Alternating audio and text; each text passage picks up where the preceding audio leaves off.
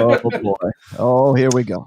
And we are live. It's Rule Zero, and we're on house arrest. So this is like one of those Zoom sort of like, or house. There's a thing called House Party over here in the UK. I don't know if you guys are using that, but it's one of these things where everybody just gets together online and chats. And this is kind of a bit like what Rule Zero is always like, isn't it? But now we're doing it actually under house arrest.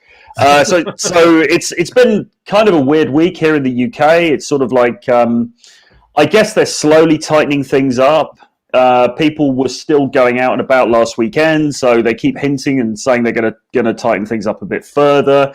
But it's not as bad over here yet as we're seeing in places like Spain and Italy, where you've got the army standing outside asking to see your papers if you go out to buy milk. So wait, that's real? Yeah, well, apparently in Spain, they have the army actually in the streets, patrolling the streets. And if you're out, they ask you why, and they look at documentation. And I saw a video this morning of a police officer just arresting somebody out in front of their house. It sounded like they were in Liverpool from the accent. Oh, really? Yeah. Well, you keep hearing all this stuff actually about here in the UK, where they say the police have sort of been overreaching. I mean, last week there were people out in the countryside in the middle of nowhere walking their dogs, and the police use those drones, and the police use drone footage and put it. I mean, it's pretty ridiculous, but I don't know. I don't know how things are going to go here. Really, I'm hoping that we sort of fall back. I know Boris is very. Boris is kind of libertarian, really. I don't think it's in his blood to really go full on with a sort of police state type thing. How's he doing with his health, by the way? I was going to say, did he? Yeah. He's out of intensive care. So he's still in hospital, but he's out of intensive care. And apparently the signs are looking quite good. You know, he's been talking to the hospital staff and all of that. Prince Charles? We haven't heard anything about him. As far as I know, I think he's come through as well. I heard he's doing okay. From what I've heard, we had the Queen doing it. Did you guys see the Queen's address last week? Dude, that old lady, man. Oh, I'm so proud. What can you say as a guy, though? What can you possibly say that, like, this 90-year-old battle axe of a monarch who basically went through the Nazi invasion in World War II to say, hey, chill out? Like, what are you going to do at that point other than look like a bitch if you argue with her? Yeah, I love it. Yeah, exactly. So I should just say, for the benefit of the viewers and people who are just joining us. So basically today, because everyone's under house arrest, we were just going to basically shoot the breeze on this show today. There's no real topic as such. But I know Rollo's got a lot to talk about. I know Rich and Ryan have got a lot that they're champing at the bit to chat about as well. So we're just really going to chop it up today and just get into it, because obviously there's been a lot going on in the space, and there's a lot going on globally and politically as well. So there's a hell of a lot to cover. So, you know, we just wanted to make it like a kind of like one of those house parties that everyone's doing at the moment, when everyone's just talking over social media because we're not allowed to go out in most places. So yeah, it's a crazy time. I mean, Rollo, what you mentioned before we came on, that you've got quite a lot of stuff you were keen to bring to the table. How's it been going for you this week? Oh, it's good. Red pill roundup, I guess. It's funny. I was on Wednesday, and I mentioned something about doing like maybe a show called House Arrest on like Friday, and then you guys were like, well, let's just do it on Rule Zero. So I'm like, okay, let's do that. And gosh, I mean, here in, like, I guess I'm the only one in the United States here, aren't I? In the US, I guess they are fining people for going to church, for driving into these, like, what most of these, like, especially these Baptist churches right now are like setting up these little low powered FM frequency transmitters in the churches. So like you can drive your car out into the parking lot and then like listen to the sermon or whatever, and then I guess just drive away. But I guess that's how they're going to do it. But like apparently in some states they are fining people for going to these things like $500 to if you like defy the law. If they tell you to disperse, then if you like defy it, it's like $500. And everybody wants to say, oh man, it's the beginning of the end. It's, you know, show me your papers, you know, and that kind of mentality right now. And I'm like, well, I mean, think about it. All these local governments are probably hurting for cash right now. I mean, they're probably really hurting for revenue, and this is a way that they can make revenue because there's nobody on the roads. I mean, at least in these, you know, these small towns or whatever, people are pretty much, I think, obeying the, you know, shelter in place orders. But like, that means there's less people to generate revenue from. So they got to go out and they got to find some way to do it. So honestly, I don't think it's so much a beginning of the end type thing. I think it's more like a, we got to make some money kind of thing. Yeah. I wouldn't be surprised. Montreal used to do that. Mm-hmm. And then they came out saying to try and get the people on their side, they'd say they'd stop acting with quotas. And people were like, whoa, you mean those quotas you said didn't exist? Yeah. Yeah, they turned on the cops pretty quick then. Yeah. Yeah. I did want to talk about a few things though. Usually when I want to do like a Red Pill roundup style show, I always kind of just go around and sort of figure out what's been going on this week. I figured I was hoping John was going to show up too, but I guess John's kind of. I think John might show up later on today because I see in the chat people are wondering where John is. He didn't say he wouldn't show up, so but he's been busting his tail on his what is his body language mastery right now. Yeah, the webinars. Yeah. He's doing like a lot. I think he's doing at least twice a day, I think, right? He's doing twice a day, and he's doing it for like 3 weeks, and he may even go on until the end of the month because of what's going on. So he's pretty crazy. But like I said before the show, I'm doing every morning with him as many as I can do. I've done every morning this week, and it's a great atmosphere in there. He's got some great guys in there. The conversations at a high level. It's all good stuff. But he's working really hard, man. I mean, he's knocking it out of the park. So hopefully it'll show up later. Yeah. I need to get in there. I've been in one of them already. I got to get. If anybody's like watching this and they want to catch me on that show, look for the one in the evenings, like the one in the PMs, because at least the Pacific time, anyways. That's when I'll probably be there because he does it so damn early in Japan. Yeah, on early shows that I can't really do. It's funny. I'm on the early ones. I do the mornings because I'm in bed by the evenings. I wanted to throw this one out as a topic real quick though, because Rich did this. I think Rich, you put out a tweet this week about what was it?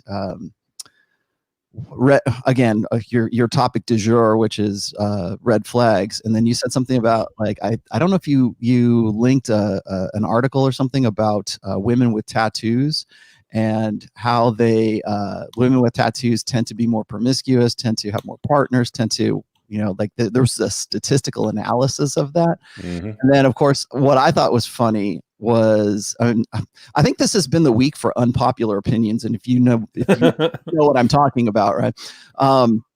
But that's a very unpopular opinion. One thing that I see happen is whenever you put out statistics, particularly something that is like unflattering to the feminine, particularly tattoos is one of them. I put out a stat. I just threw it out there. I didn't even make a tweet. I think it was just a comment on another Twitter thread.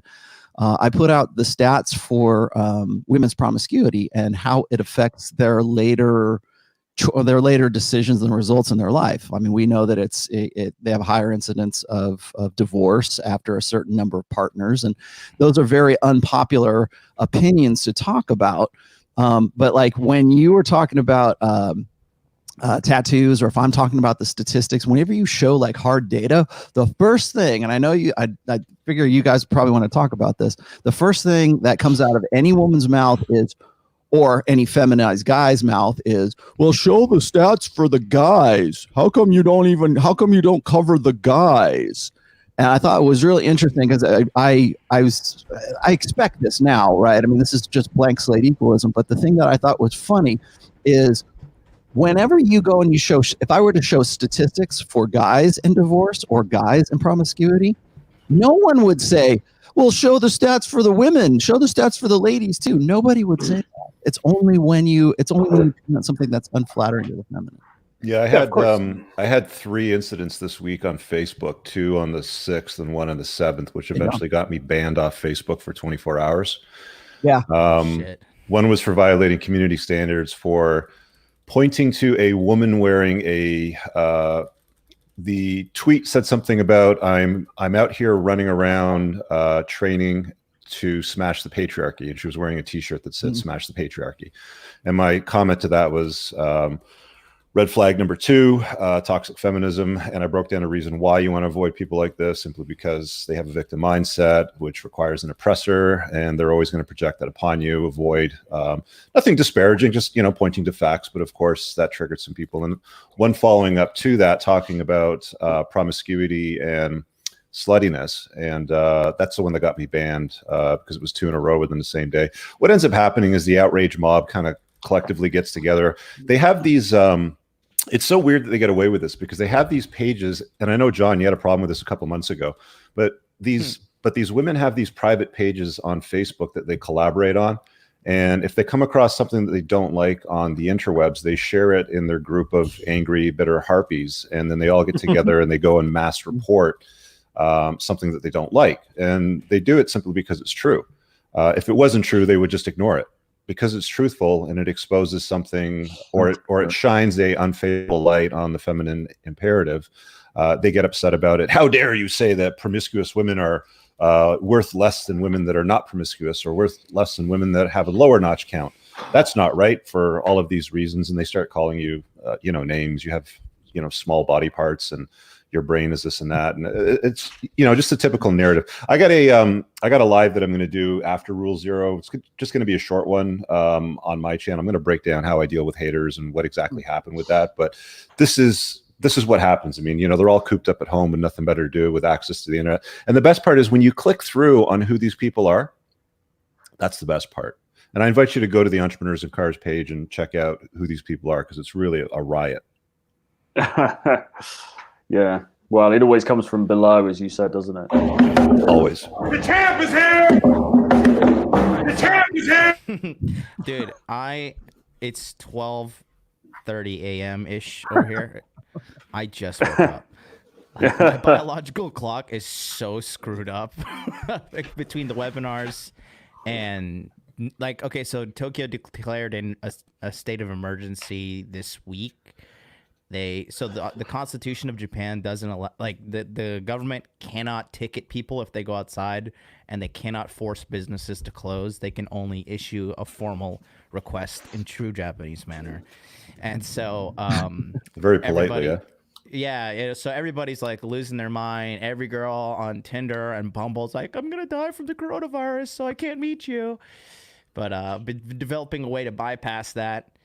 And yeah, man, I don't know. It's funny. Did you guys talk about Socrates and how he just cried about Rollo on screen? I just found out from chat. Somebody asked me on my podcast if I knew about this, and I'm like, why would I follow Fat Colonel Sanders? So what is that about? You're the only one that watched the whole thing, I think. Well, you cucked that entire organization, man.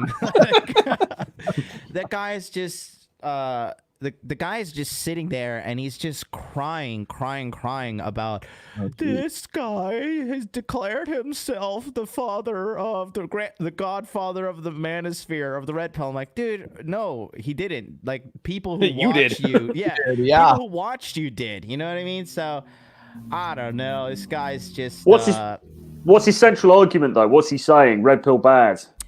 Rollo man bad. What he's basically saying is, I'm a fat pig and I can't compete, so I'm just going to argue with everything Rollo says. Yeah, basically he gets on there. He talks about the cult and all that stuff, and he talks about how it's the choice of desperation for men, and how you need to man up and marry that slut, despite the fact that the divorce court can literally rip you to shreds. And I was like, he's talking about cult. He's part of a very popular cult. He's part of the cult of Krispy Kreme. And nobody's talking about that. Nobody's talking about his Krispy Kreme worship. But seriously, if you want to be a leader of men, that guy is, he's 4 years away from a heart attack, biologically speaking. That thumbnail they've got of him, I mean, on that stage, he is, he's not looking good. He's a big guy. He needs to... He's not big. He's fat fucker. Well, that's the British understatement at work. Yeah, he needs to do something pretty quick.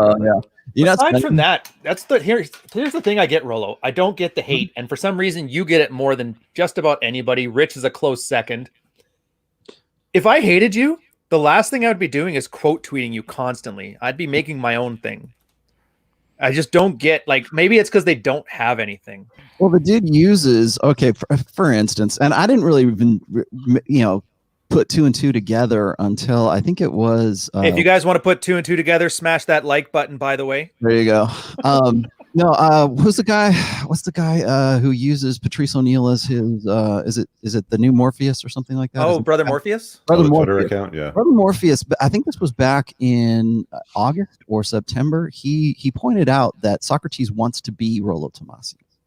And I thought about that, and I go, well, he's always been very influential with respect to like that whole organization. And honestly, I think a lot of the crap that happened back in almost a year ago now, let's just be honest, a lot of that was inspired by him, or jealousy, or professional jealousy, or I don't know what really to call it. But a lot of guys who are a lot of guys of his persuasion, let's just say, they have a real tough time reconciling what the red pill makes them aware of and the choices that they've made in their life, particularly if they're not like psychologically able to handle that truth. So there's Brad, I didn't do this on purpose, I swear to God, but my most recent essay, I kind of get into this a little bit. I didn't even see because you guys put that in the link to that thing in the DM, and it was like afterwards I'm like, oh God, everybody's gonna think I wrote it about this. But I talked about how, like, depending on a guy's level of maturity, a guy's his psychological health, I guess, if you present these guys with red pill truth or red pill awareness, and they're not ready to handle that right away, they might make their life's mission to like tear you down or to destroy whatever it is that you've put together, because they simply can't reconcile the truth with what it is that they've done in their lives. And so they get to a point in life, like, in some cases, I'm talking to guys who are like 60 and 70 years old, but let's just say, I don't know how old Socrates is. I think he's in his late 40s, but if you present him with this stuff and he has to go back and look at the decisions that he made over the course of his lifetime, according to his blue pill conditioning and the things that he believed were true back in the day, and now he realizes that he's where he's at right now because of what Rollo said in The Rational Male, or the red pill is showing him, or whatever the Manosphere is showing him. That you have two choices at that point. You either go into denial, which is what I think he's done, or else you try to redefine the terms of what it is that person is saying. And Ryan, I think you know what I'm talking about here when the quote unquote believers try to change the nature of the debate. So when we talk about the red pill, and you'll see it, and this is a shift that has happened on sort of that side of the tracks right now, which is the red pill is an ideology to them. Mm-hmm. It's not a praxeology anymore. It's an ideology. And they realize, and on some level of consciousness, that the only way that they can fight what the truth that the red pill shows them is by redefining the argument. So it's not about, what is, it's about what ought to be. And you'll see that is pretty much every single speaker that's on that side right now is an ideologue of some. To be fair, that's not a side. There's three artards. Yeah. Well, and then a bunch of guys writing books and making videos and creating content. Is my audio better right there? Is that better at all? Or is it a little low still? You're a little low. Did it get any better from before or no? Yeah. Not really. Oh, Jesus. There you go. We can hear you. It's just that you're about 20% lower than everybody else. Yeah. Check. How was that? Is that better? Low. Still, what are you doing? That's weird. I don't know, man. So I was just going to say is that I think that when you talk to guys who are really kind of stuck or aren't ready to accept the red pill, that's why you have to be very careful about who, like you guys know this, you have to be very careful of who you introduce to sort of red pill truths, because a lot of guys are simply not ready for that.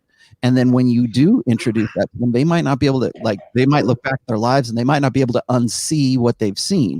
So how do guys react to that new information? A lot of guys will just simply accept it, or they'll move on, or other guys will get stuck in what I call the abyss. Like they never really move past the black pill or the nihilism phase.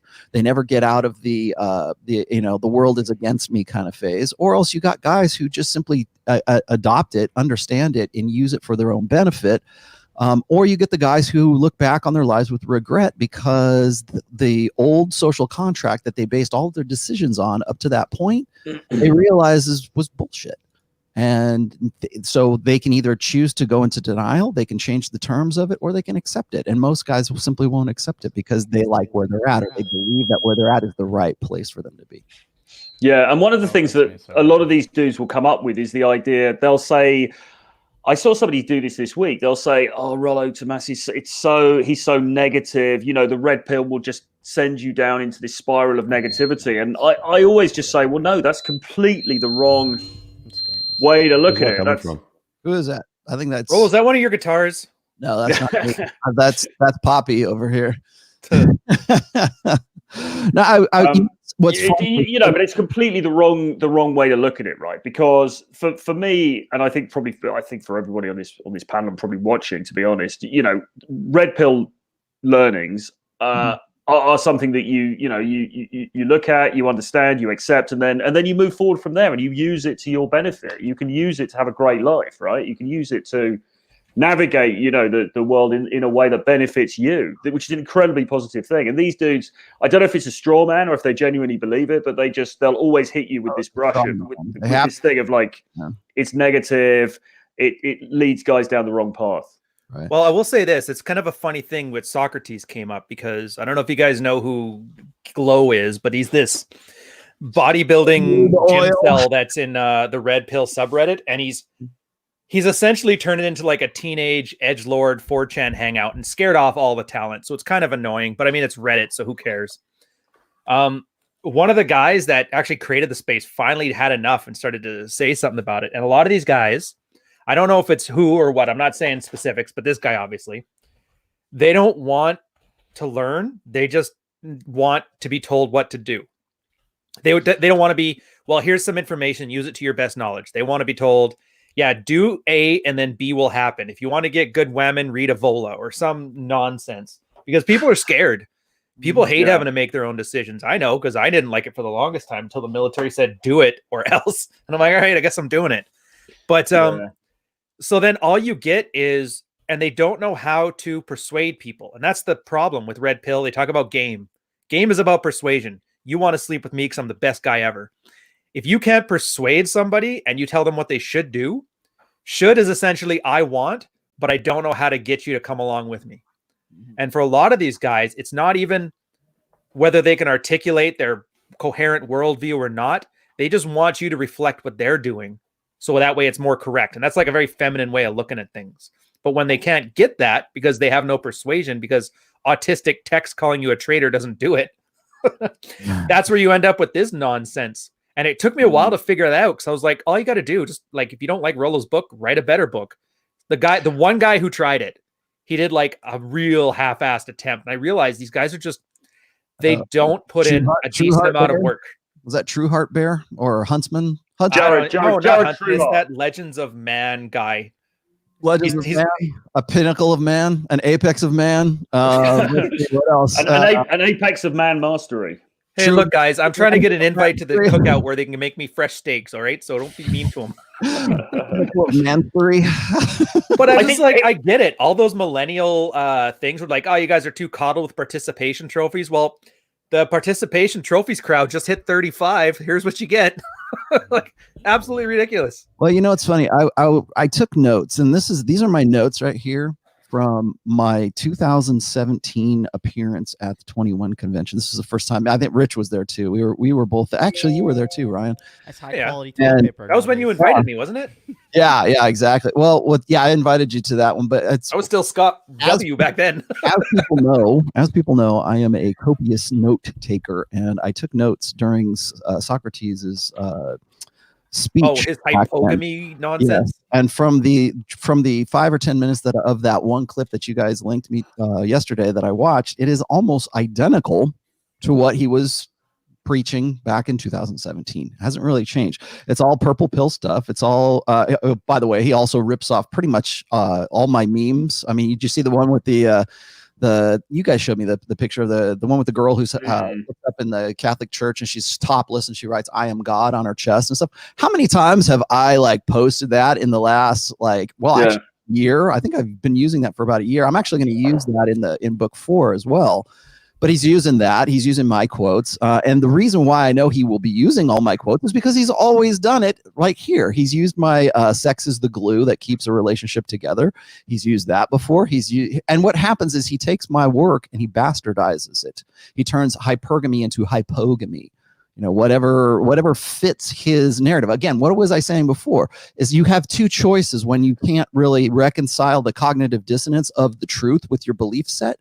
You can either go into denial or you can try to redefine your opponent's, you can straw man it, right? You can redefine your opponent's arguments to fit sort of your belief set or your narrative. And he does both pretty well. But in his speeches, he almost always straw mans or he redefines everything. And he's not alone. I shouldn't just pick on Socrates. A lot of the guys who have a problem with what I present, and I'm not even making an ideological a point. I'm just pointing out, here's the stats. Just like we were saying before, Rich, like when you go and you put out statistics for divorce or for promiscuity or for women with tattoos or something like that, what people will do is they will try to redefine what it is that you're saying. That is the natural impulse, particularly for people who are blank slate equalists, because they believe that what's good for the goose is good for the gander. So why don't you show the male statistics too? Well, what's funny is I did show the male statistics and they were just as unflattering of women as they are of men. So even in the end of it, people still don't want to have that truth shown to them. So what they do is they try to redefine what your argument is and try to say, oh, so what you're saying is, it's kind of like that. What was it? Kathy Newman. Yeah, Kathy Newman. So what you're saying is you hate all women. That's what it boils down to eventually. But it's in a more elaborate, more verbose way of saying it. Yeah. I think one of the problems with these dudes in general, though, is that all the people who are detractors of the rational male, who are detractors of Rollo, these people have been very vocal over the last, year or so. I don't think anybody's really got anything to replace it with, No, they just read rational male to their consulting exactly. clients. And I think this is why you get this problem. I think you get a lot of these people and they're just scrabbling around. They're saying, no, Rollo's rubbish. Red pill is it's too harsh. It's too dark. It's too, dystopian, nihilistic, whatever. We need a better way. But my issue is nobody's come up with anything that adequately replaces it. Nobody's got anything. None of these guys have got anything else. Their artillery is, or they've got no ammunition, right, in the can. And so that's why you then get them scrabbling around and looking at, okay, well, maybe we can talk MBTI, maybe we can talk astrology. What about QAnon? They'll grasp for any nutbag thing to talk about. To say, no, red pill's rubbish. This is the truth. And then when that doesn't take off, they're on to the next grift 2 weeks later. Pretty much. I just at this point, I'm with the red Rich. pill stuff, guys. Did you see that video that I dropped earlier this morning from a channel called Vaush? Sounds a lot like Roosh. That dude. I tried. I was gonna stream it this morning. I got 5 minutes in, and I'm like, I'm done. I haven't had that top ponytail undercut look since 1996. I was like, no, man. It's a typical argument saying, red pill bad, hate women, right? And they don't understand it, right? Like they don't have the mental fortitude to go well beneath the waterline because all they see is the top of the iceberg. They see the top of the iceberg and they're like, oh, this looks like all men hate women. Let's not dive any deeper. Yeah, because scared of it. That's what reinforces their I gotta identify with women underlying narrative. That's most guys when they see the red pill or if somebody says something that even remotely sounds like, oh, that's misogyny, or they something that their female teachers taught them to look for. Got to remember that white knights, particularly blue pill alpha white knights, but white knights in general, they wait for opportunities like that. They wait for you to say something so that any woman in earshot can go, oh, my hero, he saved me. That's what they're looking for. Is they think that that's what they're looking for anyways, and it never translates into an ounce of pussy, but that's the mentality. Is if I identify, and I talk, God, this is some of the earliest stuff I've written about is blue pill game is based on identification. It's based on if I am more alike women, if I take their side, if I identify with women, if in some cases, if I become a woman, then women will like me that much more. It's more advantageous to be a woman. And if I can't be a woman, barring that, I need to think more like a woman because that's the correct way to think. And if I do that, I get pats on the back. I get warm fuzzies because of that. And that's a reward for them. Hey, speaking of stupid shit this week. Because there's absolute this is the right stupid shit show. Yeah, dude, your mic's really low. It's really low. Kill myself. Yeah. I was gonna say follow up to the 4 betas and the one fat liberal chick that we talked about. I think Roll and I did it back in the fall, the polyamorous mix. Oh my God. The 4 geeks and the blimp. I talked about that on Pat Campbell's radio show, on the terrestrial radio show myself. We got to show a picture just so people can get some frame on it. I got one here up on my screen. I'm just going to dig it up here and find it. Where the hell did it go? Anyway, long story short, this one dude ended up beating the baby. Which one was it, by the way? I think it's his own child too. I think he was the father. Are we sure? I don't think so. Because of those 4 guys, there was a 5th guy who was the one who came into all of that and impregnated that girl. The one, at least the one they ended up confirming that one of the 4 beta poly dudes was the father. But yeah, infanticide's a real thing, right? Like it's always been around. The baby had a brain bleed too because I guess he shook the baby, or he was like, yeah, that's what primates do, man. Infanticide. Men do it. A picture. Everybody does. Can we just preface this right now, just so everybody in the chat knows, haters or not, we're not a fan of guys shaking babies. In fact, we think he's a piece of shit. Having said that, we're going to dissect this anyway. All right. There you go. Throw it up on the screen. So here's the, here's the group of the 4 betas, and apparently it was this guy over here. I think there's a picture of his. There it is. Okay, so that guy is not the father. Scroll back up again a little bit. The guy with the ginger that's at the top on our top right. Oh yeah, you're right. Yeah, it was that guy. Yeah, he's actually the father. The guy that's down below him on the right hand side is the guy that shook the baby. Yeah. Damn it! I thought it was the dude with the beard and the Star Wars shirt. I'm biased. I just don't like the new Star Wars. Yeah. So, there he is. Understandable. Yeah. Wow. Green hair boy. Polyamory is mental illness. No kidding. Yeah. Dude, did he have a stroke? Why is half of his face not working? And you guys are gonna hate me for this. So I guess he couldn't eroticize his jealousy to the point where he wouldn't shake the baby. Jeez. Holy jeez, Rollo. Well, I mean that's well, maybe he just simply wasn't a mental giant enough to eroticize his he just needed to be more alpha, bro. There's masculinity. So you should sign up for the email list from Jack and Gregory, maybe. Yeah, or Jeff Miller for that matter. Jeffrey Miller, that's it. Yeah.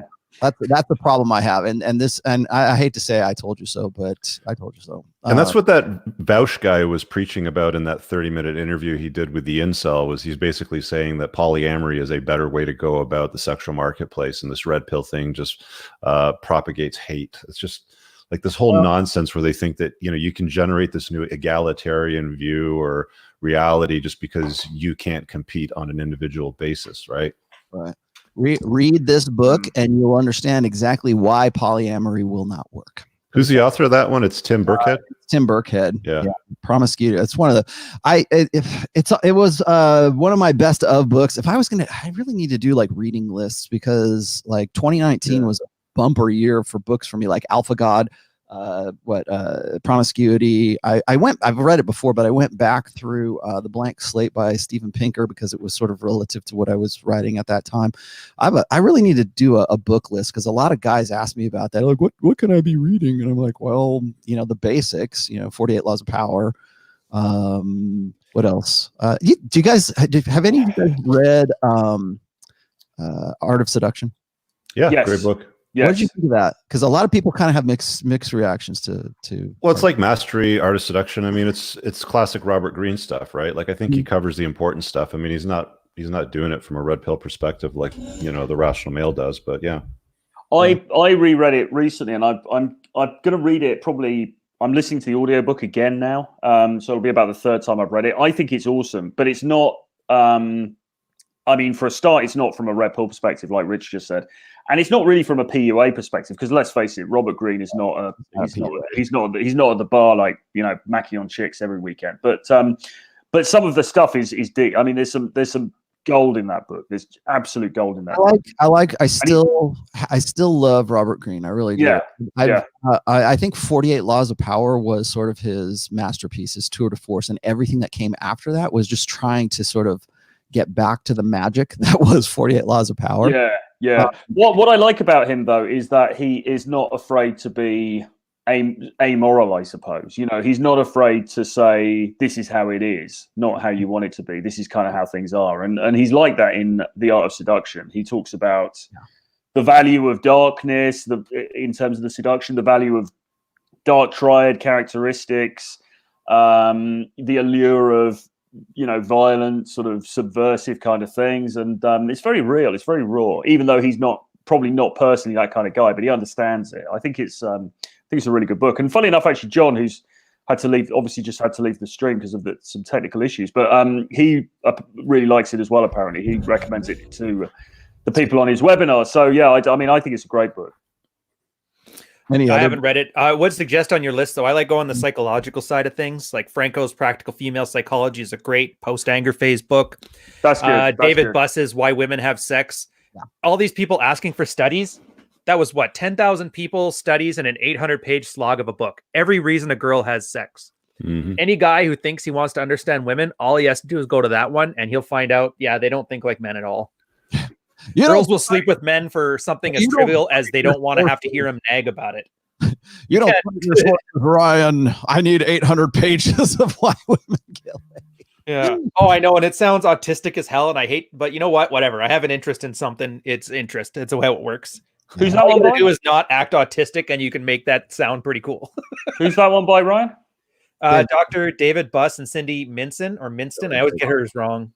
Okay, right. I'm interested in reading God Sod's new book. I know that he just published that recently. I think God Sod is actually one of the better, if from a red pill perspective. He probably doesn't realize it. You know, I doubt he would call himself a red pill guy, but yeah, but it's not a thing. It's as long as it's accurate and a better model than what we have now, it's technically falls under the red pill thing. Yeah, Matt Ridley's Red Queen's good. What is it? Richard Dawkins that did Selfish Gene? Yeah. These are like standard ones. If you get into the red pill, these are the kind of books you need to read. Sperm Wars. I think. What else was a good one? Alpha God, of course. I think and I just came across. You know, that was published in like 2015, and I just came across it last year. Really? That was really Mark Twain's What is Man, and a collection of essays. The entire sidebar in the Married Red Pill is a lot of books that are good. The only one I wouldn't suggest that we have on there is The Way of Men. I found that one is a little bit too magical and not as practical. What is Becoming a Barbarian, though? Did you read that one? That's Jack Donovan. No, I haven't. I feel bad. I like Jack, but I've never read any of his stuff. Becoming a Barbarian is really good. Well, The Way of Men is Jack Donovan's book. Yeah, that's Jack. Oh, no, I haven't read it. I don't recommend it either. I've just heard from the people saying it wasn't a problem that I needed to solve. Like the existential crisis about what is a man. Mm-hmm. Just seemed kind of weird. I would say Athol K's Male Action Plan. I don't know, since he's switched over to Mindful Attraction Plan, though, if it's still as useful or if it's been completely sanitized. So if you can find an old version, definitely do that. Book of Puck, obviously. Mm-hmm. I'm surprised that one doesn't get a full look. Have you guys read Royce's book, the Chateau Artiste one? I didn't know he had one. Yeah, it's just a collection of his blog posts in there. I'm adding that one to my list. I got to read that once I'm done with my book, but I want to see how well he's collected, or if it's just literally the first year of Royce's writings. Did he collect it? Is my mic better, by the way? Or is this still low? You're better, yeah. Better. Still a little bit low, but it's better. The author says it's Chateau Artiste, but there's no details on it, so I don't know if it's him or somebody who just stole his stuff. I really couldn't tell. I got a picture here of a German castle with trees around it. It says Artiste on game. Is that it? Yeah, that's the one. All right. I'm just updating my Amazon store book reading list here to make sure I've got these in here. Ooh, and one you might like too, Rollo, Alchemy. I don't have the author on it on the top of my head here, but you're going to love it because it's red pilled, but from the advertising side of things. where he talks about how logic is not actually useful to solve problems. Logic is used to help you justify your worldview to other people, so it's like a persuasive thing. Yeah. And he calls if you want an interesting book on getting people to form addictions or habits towards ideas, or more specifically products, there's a guy by the name of Nir Eyal, Nir, last name is Eyal, and the book's called Hooked, and the subtitle is How to Build Habit Forming Products. And he went into a deep dive into things like social media, video games, specific products that you'll all be familiar with. And he talks about how people keep coming back to these things and how they hook you into them, and they basically engineer it into the desigin of the product. I like that, which makes sense. That's why I had to turn my phone on mute. It keeps beeping like a one-armed bandit. Yeah, I have a of course I have my Amazon Prime wish list here, and one of the things I always just keep like books people give me as suggestions. One of them here, I don't know, maybe you guys, was it one of you guys that suggested this? It's called The Attention Merchants. No. By Tim Wu. It's the epic scramble to get inside our heads. And it was published in 2016. It looks pretty interesting. That was one somebody suggested to me, and then there was, what's the other one I have on here? The 10,000 Year Explosion by Harpending. What's the guy's name? Something Harpending. Oh, and I guess I gotta recommend Venkatesh Rao, From the Gervais Principle to Be Slightly Evil, which is like 48 Laws of Power for Dummies, and Tempo, a great thing on narrative-based decision making. It really helps, because when you're talking about the female social order, a lot of it is just essentially that narrative that women have been downtrodden. Like, the whole feminist narrative of how women got to where they are. I'm glad you brought that up, because I know we were, Rich, you and I were sort of discussing that on Twitter this week, was when you put out, when you put out your tweet about women and tattoos, I got into it kind of with, and I hate to like apply reason, like try to appeal to women's reason, because some chick was in there going, well, what about men? What about men? And I'm like, what about? Was she the one saying that you got to look and see her core and decide whether it's worth saving her or some nonsense? Exactly. Oh yeah, that was, and then and this is an interesting topic, and actually I wouldn't mind dedicating an entire show to this. Is the idea that we are our sister's keeper. That the reason that women are the way they are is because men create a demand that makes them the way they are. And if it was just, if men were just better, then, and I see this, and this is like a constant retort from every single woman. Whenever you make an unflattering objection or objective opinion, whatever, observation of female behavior, the first thing women will say is, well, if men were better, then we would be better. Yeah, it's not Frankenstein's fault. It's the doctor. Yeah, exactly. You shouldn't have built the monster. And I think, and I've written about this in the past. I wrote about this in I've got a post called "Our Sister's Keeper," and it was exactly this sort of response, this reflexive response, has been around for a very long time. Yeah. And it's like, well, if you guys were just these moral bastions of purity and manliness, then we wouldn't be showing our ass on Instagram and OnlyFans. Yeah, I'm like, well, so it's up to me to save the fucking universe because you want to show your ass on Instagram? Imagine the gall of that, by the way. They usually sell these at these 23-year-old guys who got dropped into this world where nobody gave a crap about them and saying, you've got to fix everything. Like, screw you. Talk about mind fucking a guy. And they'll be the same feminists. They'll be the same feminists that will say, well, don't you believe that women have agency? Yeah, they do. And they got to have responsibility for that fucking agency as well. Even if you have agency or not, I'm treating you like you do. that boat sailed, Seth. You're just up shit's creek without a paddle if you're expecting women to take accountability on their own. Am I wrong here?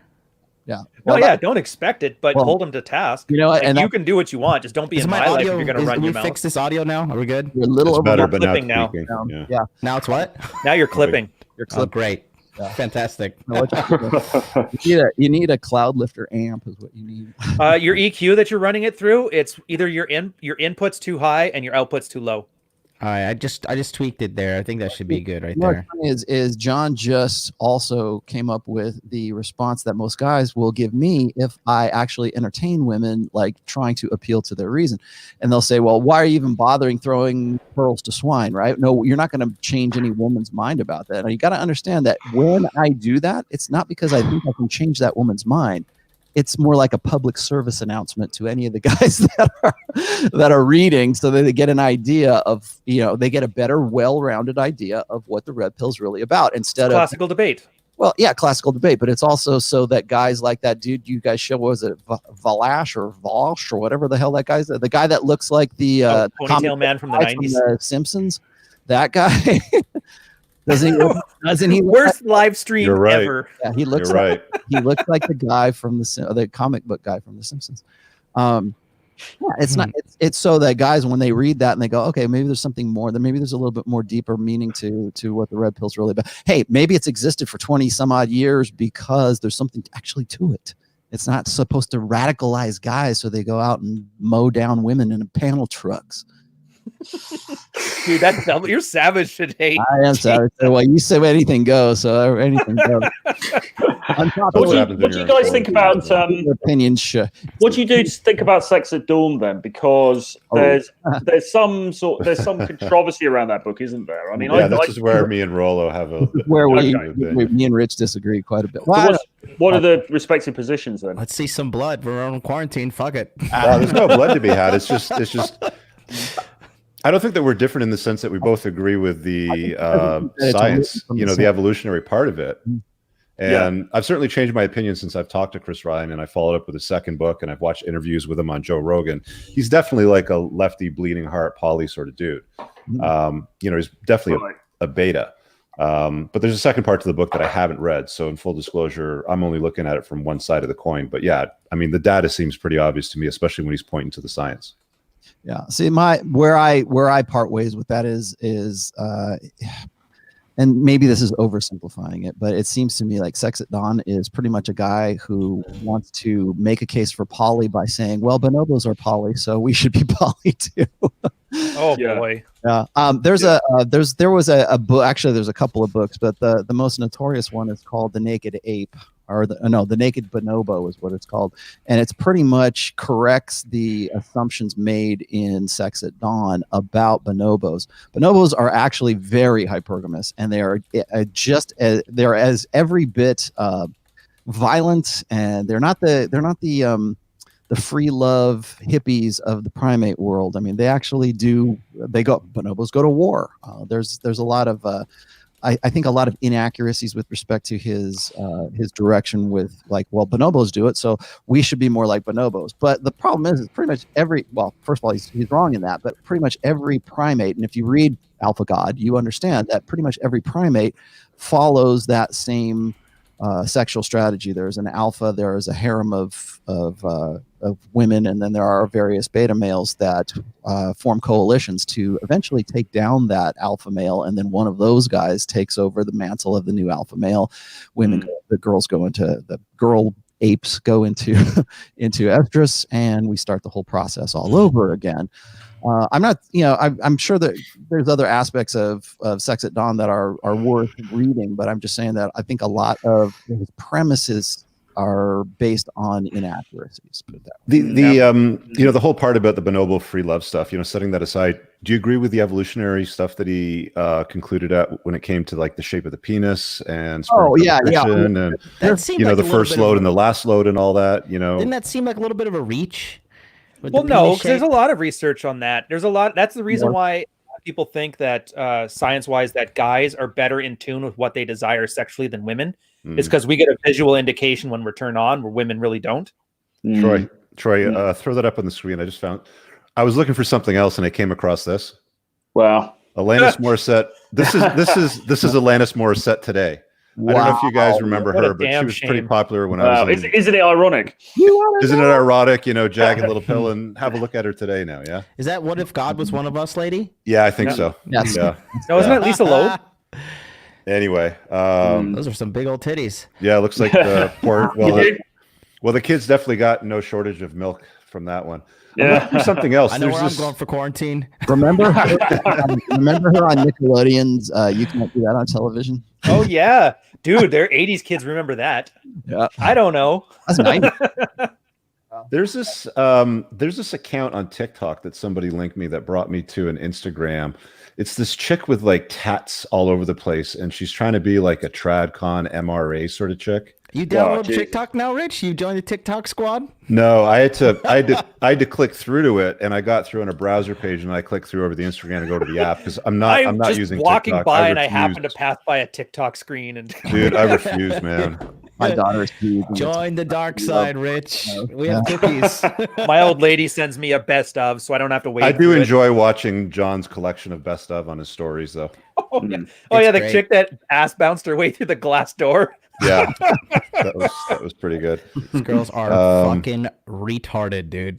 I'm gonna find it. Give me a second here. You know, it's funny. There's a lot of red pill truths from young girls on TikTok. Like they post a lot of like, I think one thing about social media is because women have such like an undying need for attention. They're telling on themselves with social media and shit like this recently. Are you guys familiar with this chick? Oh, I'm no. guessing she doesn't work in corporate. So, do I have audio? I don't know. Hang on a sec. I got to remove and then add audio. Give me a second. Look at that big tattooed arrow pointing right towards the cleavage. Hang on a second. Get that money. It gets worse. It gets worse. I can't believe she's got such a large audience here. Okay, so throw that back in. Okay, so we should have audio now. So I'll just I'll just click on this one here to see what she's saying. Welcome back to a brand new segment that I'm calling Toxic or Traumatized. I speak about mental health a lot, but I don't really speak on female mental health too much. Sometimes traumatized people and people with mental health. Oh, hang on a sec. This is the mental health one. There was one that she did the other day on feminism. Here it is. Oh boy. Equality. Women should be equal to men no matter what. We can do anything he can do. Well, perfect. All right, so let's start by supporting male victims, combating female violence, giving women the same prison. Aw, MRAs are going to be all over this chick. Signing women up for the what the fuck? Not that kind of equality. Okay, so what kind of equality are you talking about then? We want higher corporate jobs. Okay, well, in order for that to happen, then you need to own up to the fact that I want the same job that he has and make the same amount of money. Yeah, okay. So she pokes fun at feminists, and then she's always doing these clips over here. Let's get this one playing. Welcome back to a brand new episode of Reasons Why Men Like, Have look at me. Right. Military edition. Ooh. My men are more than ducks in piggy bank sweater because I fucking love it. Can we talk about possibly the biggest reason? The lack of mental health help. Or wait, they can get help, but they literally risk their career. If you reach out for mental That's not true. I mean, it's sort of true, but not true. What do you guys think of these women that are like garnering the attention of loads of men on social media now? You know, posing as MRAs, I care about men, feminism's toxic, but just look at the state of her. So this is what happens to women when they're kind of smart, but yet they still decide to get into stripping. And then when they get to be about epiphany phase, they get to be 28, 29, then suddenly that smartness comes back, but they realize they can't keep stripping because they've got... Oh, look, she's a single mom. Shocking. Single mom.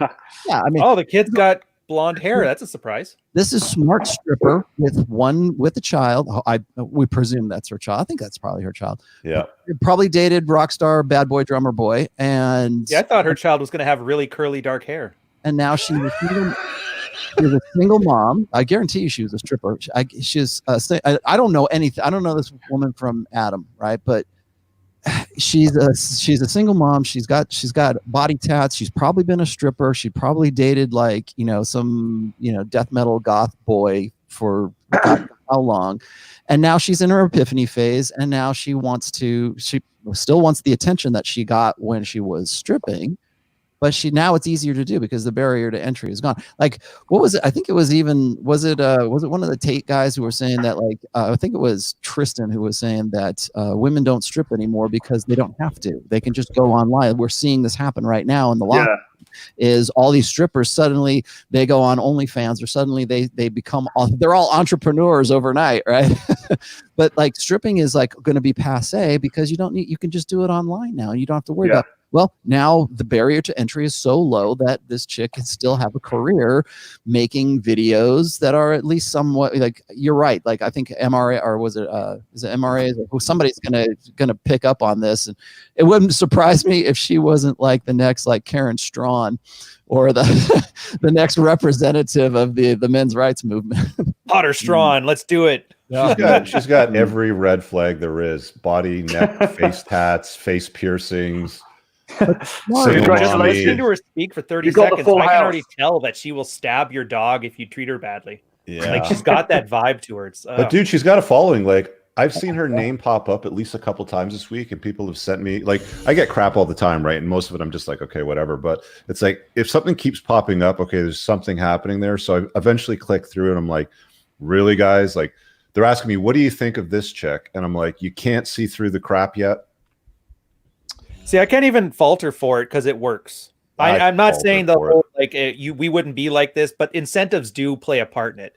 If no guy gave her attention, it's basically a thirst trap, just getting the attention of hopeful tradcon guys, right? Yes. Yeah, so you get that perfect combination of shameless ability Next to do speaker anything at for your 21 own convention ends. is There you Tattoo go. Neck Girl. Yeah, Tattoo Neck Girl. What is the hope of these guys, though? Do these guys actually think that there's a chance that they may end up banging her, or is it just they're just pathetic, dude. They're like, maybe they they're hope not they'll thinking bang it her. through, Maybe they're they just running hope off that of she'll instinct. convince other women to be like it too, right? It's just an emotional thing too. They feel like they have an emotional connection to the girl just by interacting with social media. That's what webcamming is.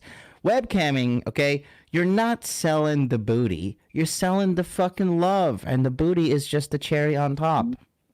It's an emotional hustle. It's that need for connection that these guys simply do not get. And I think what's interesting about this, and I learned this because of John, because of the DDJ situation and all that stuff, where you're seeing these guys who are, who you would otherwise think are these bastions of MGTOW or whatever, I don't even know what to call it anymore. But you see these guys, and then He's the bagger on aisle 7. Yeah, what happened to that guy? Did he walk into the ocean yet, or? Well, you find that these guys are every bit as blue pill and every bit as suck ups and every bit as supplicating guys as the guys that they make fun of, or the guys and this is the kind of girl that they are attracted to because she says the right things. She's just feminine enough to keep their interest because it gives them that blue pill idealized hope that maybe if things worked out, or maybe if I said the right things, she's gonna be with me, or I'm gonna import her from whatever, Australia or wherever she is. We'll have a long distance Australia. That'll work. That works. I don't know, but I'm going to import her from somewhere, and then things will work out, and we'll live happily ever after. But she's just smart enough to be like anti-feminist, and that's what really attracted me to her. She's basically saying the right things. It's and Rick, that's a really good observation. Is that this is sort of the moral equivalent, but there's certainly the equivalent of the sun hat goddess. Say the right things to the right guys, and they go, finally, a quality woman. She's not a thought. She's a quality woman because she's got a MAGA hat on, or whatever it is. She's following the script. People are dumb. People are fucking dumb. And as we get further into this new order of internet information age, we're gonna figure this shit out. This girl knows what she's doing. The conserva thoughts, they know what they're doing. And I think as you get further into this, and you get further, particularly if you get further even into game, you know not to give these kind of women any attention at all, because it's just, what value is a guy going to get out of following her, out of leaving comments and likes on her posts and all that kind of stuff? I mean, there's no value at all in it for you. You're just giving her free attention, Right. And that's the red pill lesson from it. That is exactly. Your attention is valuable, and you give it out where it's worthy. In 2020, listen, no free attention, guys. No liking their Instagram follow, none of their Instagram posts. No commenting on their Instagram posts. No following them on Instagram, on social media. Nothing. If you're not banging, no free attention. If you think that's gonna get you somewhere, you're a fool. That's the point. That's the point. If you're not banging, or you're not getting close to banging, really, not just in your head, then no attention. Oh, look, high value male. All right, that's a new one. I haven't seen that. Apex high value male. He's a good guy. He's a good guy. I talked to this guy. He's the other legit. One. Here's the other one below that. Look at that other one below that. Greg Horn there. He says, explain what you mean by the sun hat goddess archetype. Ryan. Oh, could I do that? I coined this one. All right, the sun hat goddess. That one. Rolo's article about the epiphany phase. A girl hits like 29 to 32. Her looks are fading a bit. She can't get the same attention. So she literally, and I've seen so many of girls on Twitter do this. There was that dev chick that did that. Covered up the tattoos with the sundress, put on a summer hat, took a picture in like a cornfield staring down and to the left. All of a sudden, bam, brand new identity. She's the trad girl that you've been waiting for your whole life. And thirsty, sad, lonely dudes eat that shit up. Like DDJ. Yeah, and it's a play on words because He there's eats up anything. the very first sculpture that we ever found was something called the Woman of Wollendorf. It was an old Paleolithic statue of a fertility goddess. Basically just like a fat chick with like a weird face. And I thought, how clever is that guys are essentially going back to our caveman roots and worshiping the Venus figure. Yeah. And so that's where the sun hat goddesses came from. Guys who literally worship women to the point that they start acting like false idols, I guess is the best way to put it. But then I couldn't say that without being dickish, so I had to call them the sun hat goddesses. And here's one that we prepared earlier. All of their and all of her glory. All of their avatar pictures. She needs some chapstick. Something like this. They all look something like this in a field of wheat somewhere. Exactly. Like it's the cover of their 1995 self-titled alternative rock album. For fuck's sake. Oh Lord! It's like the rebirth from all the thottery. Like they think that it resets the clock on virginity if they have a good photograph in a sun hat in a field at 38. You know, the sundress covers up all the tats.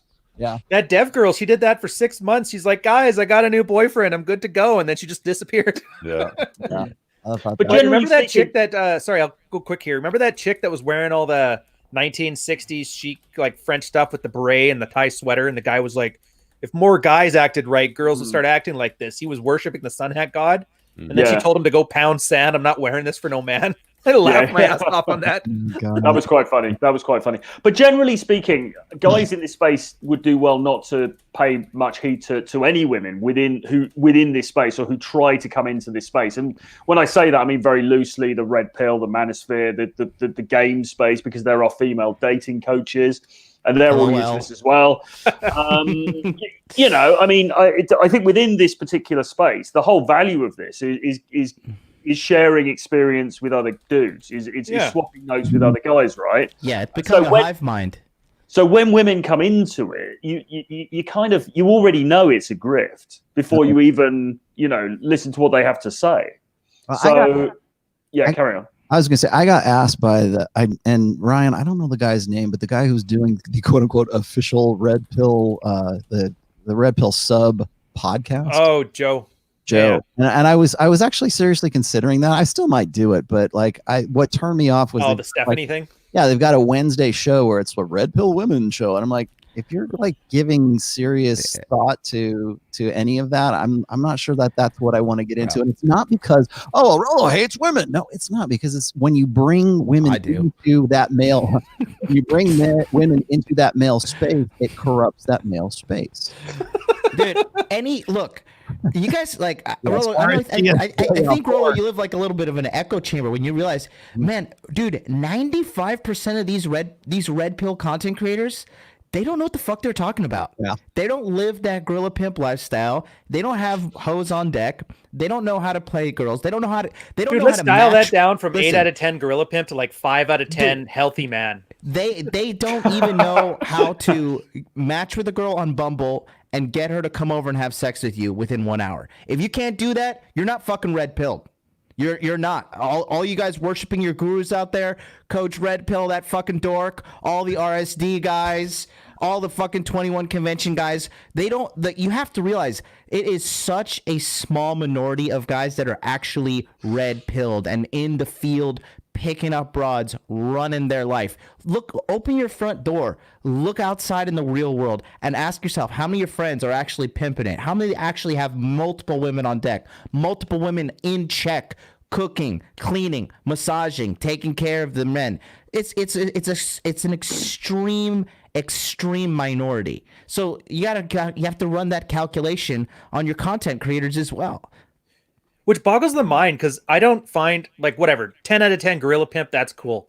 I just say 5 out of 10 being able to handle not falling for thirst traps and getting cucked by a single mom, like that basic level of red pill adulting.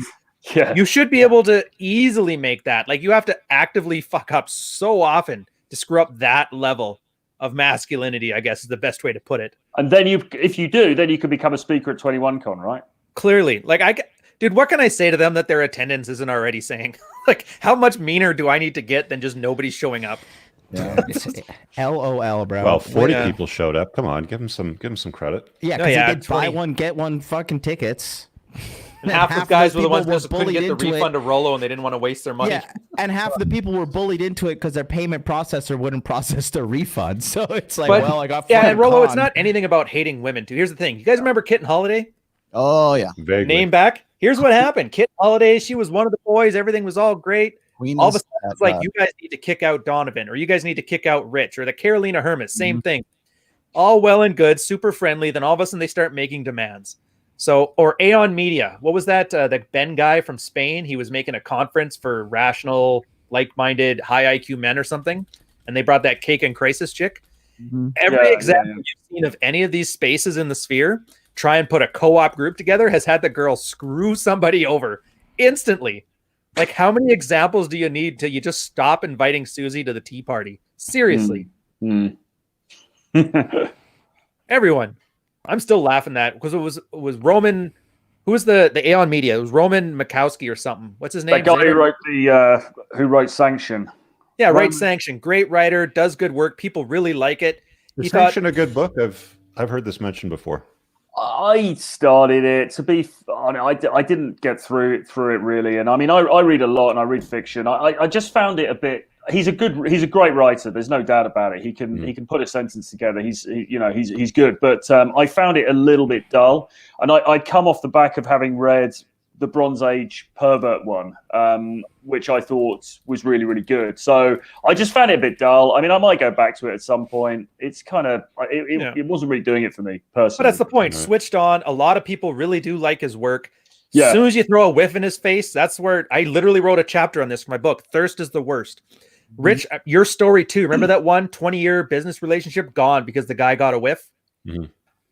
And so I'm thinking about this, like, dudes, inviting these women is a symbol of thirst. And this thirst is the easiest way that a guy is going to sabotage whatever you're working with them on. It's just one of those things. And it's not about hating women. It's just you get kicked in the nuts so many times until you stop getting kicked in the nuts. That's all it has to be. Yeah, I wanna answer that other question that came before that, which is what is your definition of a quote unquote quality woman? And I think that a lot of people misunderstand when I say there's no such thing as a quality woman. When I say that there's no such thing as a quality woman, I'm saying that the ideal of that quality woman is exactly that. It's an ideal. It's something that it's like this fantasy that guys have.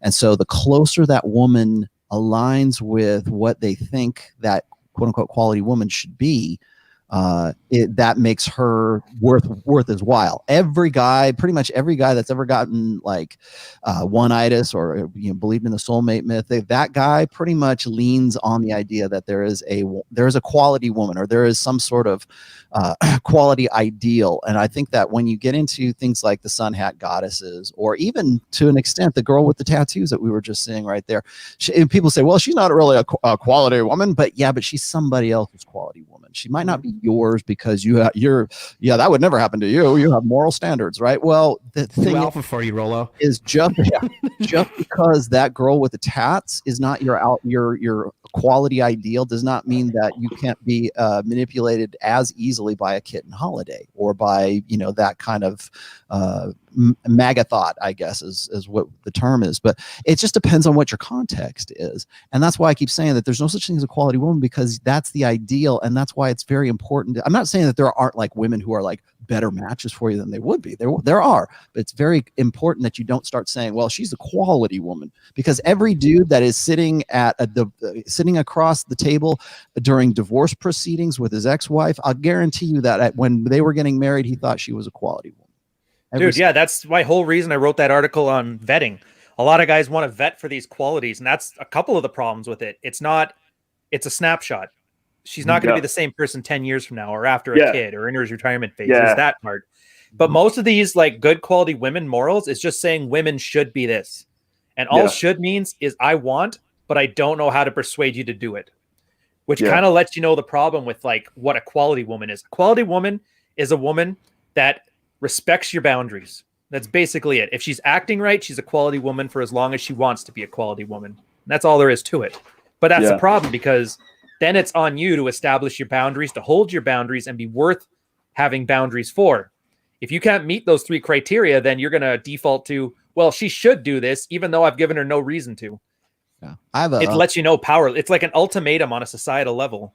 see if I can look it up. I've got a post called "She Turned on Me," and I wrote it in response to this guy who's actually a longtime commenter on my blog, and he was talking about his ex-wife. Maybe this might even resonate with Rich, because I think probably, like Rich, when you got married, you probably thought your ex was a quality woman, right? You would not have married her had you not thought that she was going to be. Yeah, of course. But then at some point she changed. At some point she turned on you. Is that like part of your experience? No, there was no change. There was the reality of, oh, the representative left. Now I'm living with this person. I have the state involved in my relationship with this person. There was a whole bunch of realities that nobody prepares you for. Like, I remember one of the things that I had to do before I got married, because I had to involve the church in this one, of course, was I had to go to this priest or something from her church, and he was giving us a lecture about marriage and how there's no divorce. And then you go and take this marriage course, where you actually have to take the stupid course before he'll provide the ceremony as part of what her family wants and all that sort of stuff.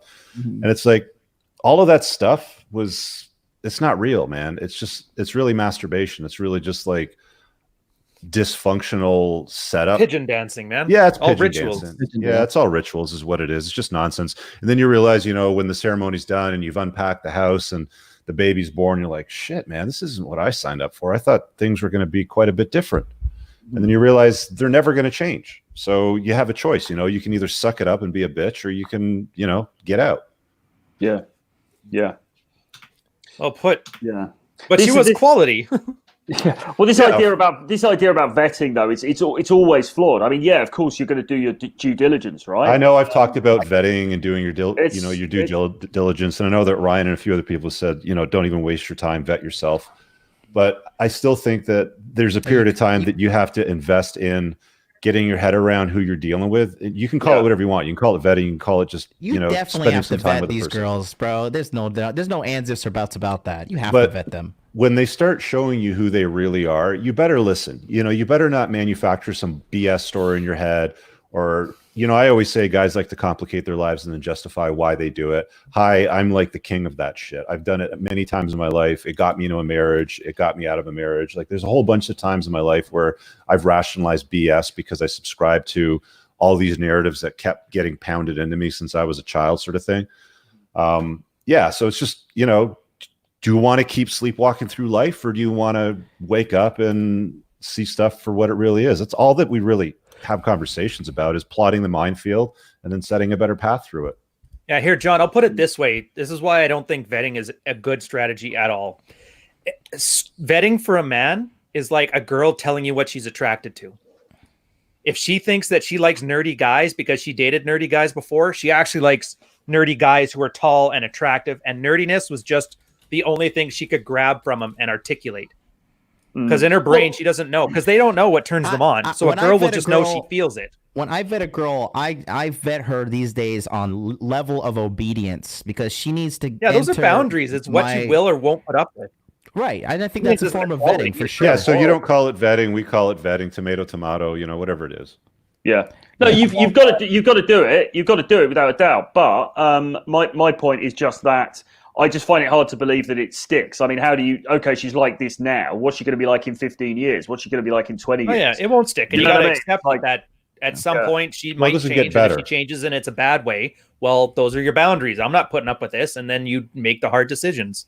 Yeah. And that's one of the reasons why I say there's no such thing as a quality woman, because at some point you're going to change, she's going to change, and all the things that you vetted for in the beginning, the standards that you had. Now, this is for long term. I'm not just saying, have some for increasing your soft harem. I'm just saying, like, if you are with somebody who is, that you're going to live with, have kids with, and carry on in life with, and I don't care what you live your life like, but if that's where you're going to go, I think what happens is a lot of guys, particularly in this circle. And I wrote about this on the most recent essay that I put out. They want that quick formula. They want something that's going to make her stay the way she is. And if I can just figure out the kind of girl who should just stay the way that she is, then, and I can stay the way I am, then I don't have to put in any more effort, and she's going to be the way she is, and then we're all going to live happily ever after. How do I wrap my pogs in clear plastic bags so they retain their value? What a nerd hobby. And I want to get onto some of these other ones here too, but like just sort of to bounce off what Rich was saying there is, Rich, in that Twitter exchange with that one girl when you were talking about the tattoos and all that, she was saying, you know, like first of all, it's men's fault that women are the way that they are, and or why don't you teach men to be better men, kind of thing, like build a better beta for us and then we would be better for you, kind of thing. And I thought that was interesting because, like, from what you're saying here is like a lot of guys, I think on the moralist side of things, also like the men of honor side of things, think that the apex men of honor. Well, they believe the same bullshit. They believe the same bullshit that most feminists do, conservative or otherwise, believe that all we're doing is teaching guys to just go out and bang as many women as possible. Or we're not giving them like some sort of deeper meaning or something that's supposed to be, you know, that's going to benefit them. But again, all it comes back to is that same desire for that formula, for that, you know, the magic pill, the magic formula that's going to give them the perfect. They want the cheat codes. It's the TLDR generation, but in this case, it's tradcons and not like, you know, goofy gamer guys or something like that. And so what I see happening is, I wrote about this. This is a constant theme in my fourth book, is that as we progress, well, we've been doing this for a while now, but really since the internet age, but as we progress, men are better able to understand these things and adapt to what's going on. And then what happens is women will say, oh, well, men want a quality guy. I'll be a sun hat girl. Oh, men want the tattooed reformed slut. I'll be that girl. And so then that happens, and, you know, guys have to adapt to that new situation. And it's always, what I was saying, things don't, it's an arms race, and it's always escalation, and there's no formula to it. But anyways, go ahead. You guys can continue. It's just fantasy fulfillment, narcissistic fantasies. The guy wanted the sun god goddess or sun hat goddess.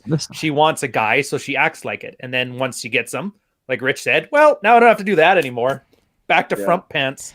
Like, and that's when you dump them. You dump them, or you let them know, hey, listen, like your replacement just turned 18. Like, that's what I agree. Boundary enforcement. If she's not acting good for you, then you don't want to be with her. But that's where vetting is the problem. A girl will act exactly like you want her to act, because guys wear their heart on their sleeve. So all you're doing is, here's what you need to do to be in my life. She keeps up the act for 12 months, can't do it any longer because, you know, people aren't very good actors. And that's the problem with vetting, because then a year later, you're like, oh, that wasn't the real her. That was just what I wanted her to be. That sucks. Yeah. I mean, then what? I don't understand the problem is, though. Like, it's not a problem. The problem is guys become invested in it. It's like a cost. I think for sure, if you just throw vetting out the window, that's a bad idea. Well, you're basically talking about the same thing. Like both Ryan and John are talking about the same thing. You're just calling it different things. Right? It's just really gathering some data points and understanding what you're dealing with and watching the behavior. I know that you're not calling it vetting. You don't like vetting, vet yourself, blah, blah, blah, blah. But at the end of the day, you need to watch. We're both agreeing. Like you just need to watch her behavior, see what she does, what kind of choices she makes, how she navigates the world, how she places herself in work and with her friends and on social media. And then you make an educated choice, you know, based on what you see. And most of the time you're going to cast her aside, to be honest with you. Most of the time, tattoo on her ankle is not going to cut her out of my life. Yeah, like, and now she has a neck tattoo like that other chick, then I'm like, okay, clearly and that's the point. It's not the tattoo. It's how and why and where she got it. And, you know, sometimes these things can happen after the marriage. I know that Rollo's done a couple of streams with this guy, Josh Fluke, and I think I've watched 2 of his videos now. And one of them, he was talking about this woman that he married. And I mean, she wasn't particularly attractive in the picture that I saw for a young 20-something woman. She was pretty gross, actually. At the same time, he was kind of a bit of a fatty at the time, too. But anyway. Yeah, he lost weight, actually. Yeah, and she ends up shaving her head and dyeing it purple and saying that she looks cute. And this is after the wedding. It's like, okay, you know, you can't really vet for that because women always reserve the right to change their mind at any given time. And she abandons femininity and decides to go total social femtard, right? And those things will happen, but I guarantee that there was signs that she threw off before he threw a ring on her finger. Yeah. Had he enforced those boundaries early, she wouldn't have dared purple pixie cut her hair. Yeah. But what about I want to say something about what Rich said. So like when you have to realize this too, when somebody shows you who they are, stop making a fucking crusade to change her. It's not gonna happen. Like same thing with dudes too. Same thing with guys too. Like when they show you who they are, believe them. Out, done. Believe them. Yeah. I am the quickest at removing pricks from my life now. Oh yes, you are. You guys are like, what happened? There's another one Rich kicked out. I went to the bathroom once and I came back with you outing 2 people from your life. I'm like, what the hell? It's like, dude, man, once you get good at it and you start spotting these like losers that are chameleons, you know, you have to get rid of them. You just don't have, like, once they show you who they are, done, out. See you later. Bye. You guys were all up my ass about that, and you're right. And I learned from that because you got like, oh, you're very red pill when it comes to women, but not red pill when it comes to men. I'm like, you are 100%. All right, man. We'll school you. You know, we learn things from you. You learn things from us. It's okay. But I mean, I don't know. Maybe it's just the guy, Gotcha, bitch. Yeah, there you go. We all learn from each other on here. Rich taught me how to read, guys. It's great. Yeah, dude. If Rich wasn't here, I'd have still been working for a living instead of starting my own business. I get mad at you guys are comments awesome all the time. I got into doing this because I wanted to help guys out. I wanted to save guys' lives. But then there's the you can't save the drowning man kind of thing. You're pulled down. But Rich, can I ask one question? Right. What about when you got married? Did you find was there in your experience as soon as you put a ring on it, things started to change? Because you do sometimes hear those. I was lying to myself all the way up to it. Like I saw all of these signs and signals, and I kept, trying to justify all the nonsense. Men's are masters of complicating their lives and justifying why they do it. I did that, right? I did that for a long time. It's just, nobody came along and went psh, and slapped me and said, "Yo, look at these things here. These are all sitting in your blind spot. They're very obvious to us, but nobody does that, right? It's very rare that even your friends or family will even say anything." And I said to my brothers after the fact, I'm like, "Why didn't you motherfucker say anything to me?" And they're like, "Well, we did, but you didn't listen." I'm like, "Well, it obviously wasn't clear enough to me." Right. Yeah. Sometimes you sort of phase out what you don't want to hear though as well, don't you? Right. Masters of complicating your life, justify why you do it. Yeah. Oh, yeah. But I love her, and love will prevail because I watched a Corey Wayne video from 10 years ago, and he told me that's all you need. Fired. Yeah. Whatever. Yeah. The thing is this too, like when it comes to like, okay, let's say you're like, tell her like, well, I only like bitches that, cook, and she cooks for a year. And then after a year, she's like, doesn't start cooking. Like, well, I went to this cooking class and there's like all these girls there and like, wow, they cook so well. Like this one girl, Julie, she cooks this fucking souffle, and this one girl, Cindy, she makes this like amazing roast beef, and you just start talking about that. Bro, that girl will run to YouTube and start cooking up a 5-course meal for you. And if she doesn't, then gotta go. And that's why you gotta wait. That's part of being that's part of being a gangster. That's part of being a real red pill dude, because the girls know and they can feel that you can replace them. And that's why thirst is bad, because you have to be patient. Military has a thing, we call them instant families. You go off on a sail, you come back, the guy all of a sudden has a mom with 2 kids. He's basically a dad all of a sudden after like 2 months out. Yeah. Because they rush into this stuff so quick. So the girl doesn't even have to keep up appearances for that long, like 6 months. Super easy to do. And that's the problem. Now when you're in a house, marriage certificate, 2 kids, me just saying, "I'm out of here, bitch," is essentially saying I'm going to lose half my pension. I'm losing my house. Fuck that. Don't get married. Who said get married? But that's the point. The kind of guy who needs to hear the advice about what I would say is boundary enforcement, or you say is vetting, they want to see the best of a girl so much that they ignore all these red flags and they rush into the experience. So they don't even give it enough time for the girl to show who she really is. No marriage. And you're right. The easy strategy is to like slow down. And that's what you did with the guy who accidentally did it. Do not get married in the Western world. It is fucking the dumbest thing ever. Like, well, and I'm using marriage here as like a surrogate for any kind of cohabitation. It's like, okay, here's marriage. Okay, like at any point that you feel you can just pull the rug out from under me and make me financially your slave, and I have to give you 50% of my assets for what? For a couple of pumps and a pussy that you're gonna get tired of fucking after a year? Like, let's just say investment in general. That's the red pill. I don't think you're telling us anything we don't already know. I mean, you're preaching to the Yeah. choir. You buy a house with a girl. That's a financial investment. That's a big one. You have Even a if kid together, even if you're not married, that's an investment. And when I say marriage, just assume I'm talking about any one of these social arrangements, any kind of familial ties, anything that prevents you from just grabbing a bag and walking out the door, essentially. Now, how many guys right now are quarantined with their women and they've stopped shaving their legs? If she was shaving her legs before and she stopped shaving during quarantine, she was never shaving her legs for you, pal. So let's start with that. Second thing is, if she's quarantined with you right now and she's not still dressing feminine, like putting on nice clothes, like if she's wearing your clothes, right, you need to have a word with her and be like, look, do you wear that when you go out with your girlfriends for a coffee? No. So what makes you think that you can relax things around here and walk around wearing my clothes and my sweater and my pants, right? Like step it up around here. Yep. Yeah. And as a guy too, like I shouldn't be sitting here scruffy with this beard right now, but we aren't perfect. But you're right. The best thing you can do too is set the example and set expectations, set your boundaries. If you're in a t-shirt and jogging pants every day, dressing Jonathan style, and then your girl starts dressing, following your lead, then it's not really her fault either. She has a robe that she wears too. I bought it for her. Yeah. Oh, I guarantee you your girl wears a robe and sunglasses around the house because she's following your lead. No sunglasses, but she does wear the robe. But but going back to that, like I always say this, like never ever enter any kind of legal or business agreement with the chick.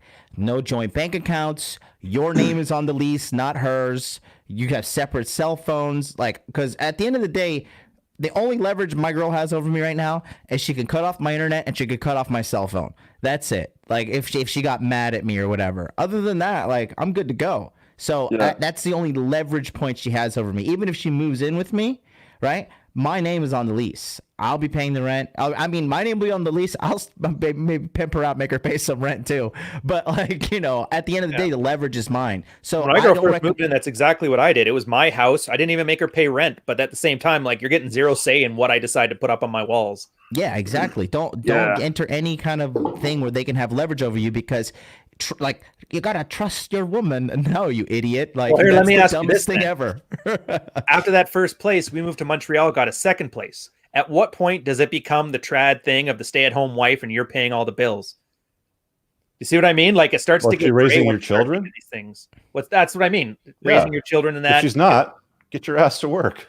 Yeah, but that's the thing. Like, at what point does she chip into the family unit?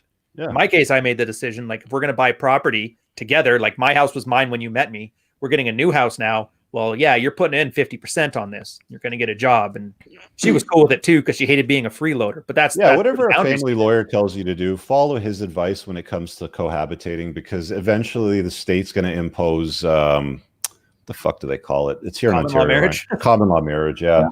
They're going to impose that on you. How I know.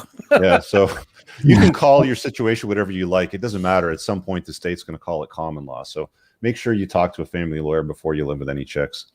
Mm-hmm.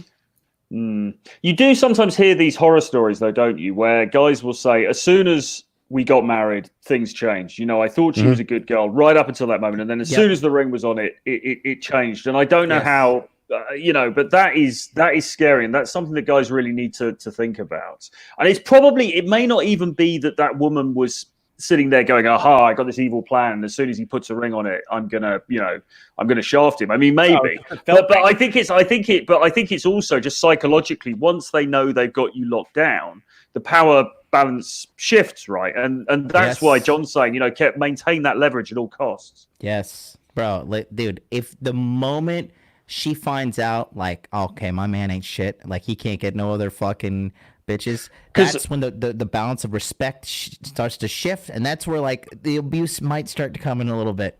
Yeah, you're essentially talking about passive dread right there, and that's all it is. It can either be I have control of the house, it could be as soon as you like there's 3 hot chicks outside that neighbor's place that would love to replace you, like any kind of leverage point there, just to show you're worth keeping, and that your boundaries have some teeth behind them if she crosses the line, and that's all it is.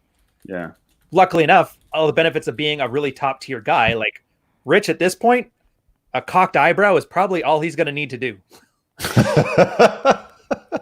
Maybe throw it out, really. Have you seen my eyebrow game? a cocked eyebrow course, Yeah, check $9.99. it out. Just silence is all. Just silence. Just if you just put on that indifference, no emotion, just silence. That's her own self-induced hell. Yeah, he earned it though. He literally is at a point where he has 0 fucks left to give. I'd like to think I'm at that point. He's at it better than me, but whatever. I can always move up. But that's the point. It's not so much about, well, you got to have the bank account's good. I'm just using it as an example. If your bank account isn't this type, a checking versus savings, and if it's not both you, then everything's good. No, it's the process behind it. Yeah. Saying my way or the highway, and then truly believing that the highway is there if you need it. Well, it's just that willingness and ability to walk, isn't it? Ultimately. Yeah. There's that. I think another thing is that's important in all this is the observer effect, and observing a process changes the process. So I know that some guys will disagree with me on this, because a lot of guys will say, well, you need to give her ultimatums, you need to set boundaries, you need to tell her how things are going to be. I can understand the logic in that, but I also see logic in letting her do what she's going to do, and then basing your decisions on what she's doing, rather than trying to like say, hey, you better do this, bitch, or I'm out, or I'm out, or I'm giving her enough rope to hang herself with. Just let like watch. Again, the medium is the message. What is her medium telling you? Well, it's that I don't respect your boundaries. Fine, I'm gone. That's it. There's it's not, we're going to talk about boundaries at the dinner table, and you're going to, and here's how we're going to negotiate everything. These are my terms for agreement. And that doesn't fucking work, man. You have to be the one who's like, first of all, you got to be willing to walk, but you also have to be able to see what it is that she naturally, genuinely wants. That's why I keep stressing genuine desire. And the only way to determine genuine desire is not by inserting yourself into it and being a part of that process, but watching what she wants to do. Does she want to please you naturally? Does she see you and go, I want that. I want to do, I don't care what a feminist world tells me about not doing things to please a man. I'm going to please that guy because I want to have his babies. Yeah. I want to live in his life. I want to be in his frame. I want to live in his world. You can't say, hey, bitch, you got to better come over here and live in my world. And that's where I think particularly a lot of trad cons get really kind of sidetracked, because they believe in this overtness. And like a lot of times I'll butt heads with guys like Alan Roger Curry, where they're like, oh, it's all about mode one and being very direct. And I see a lot of value in not wasting time. There's sort of a pragmatism to, like, say, mode one, or being upfront about things and telling things. But there's also another value where you're like, you can't, if you're telling that person, if you're negotiating that desire, that's going to lead to an obligated compliance. And I want a woman who wants to be there. I want a woman who wants to genuinely fuck my brains out, not because I told her, well, you better fuck my brains out or I am out of here. Well, that's right. It's the hypergamous best option. When a girl sees you as, like, they can only look up to one guy at a time. And if it's you, your happiness becomes her happiness. And that's what Rollo's talking about here. And I totally agree, because I see it. As soon as she realizes that you're the best option, she acts better. And she acts better not because you want her to act better, but because it makes her feel better to treat you better. Right. And that's the thing. It's like these feelings are working for you. The same way that you can't negotiate desire, the same way that you can't, like, she can't feel attracted to something she's not attracted to. Her acting right has to come from a feeling, because that's how she processes the world. Yeah. And that's why hypergamy, you don't get monogamy without hypergamy. Mm-hmm. If she doesn't see you as the best option in her life, she doesn't act. It'll be more like, the gay dating market, which, let's face it, you want bonobos, there's your bonobos. Yeah. So if you want women to act any way other than hypergamy, you don't know what you're asking for.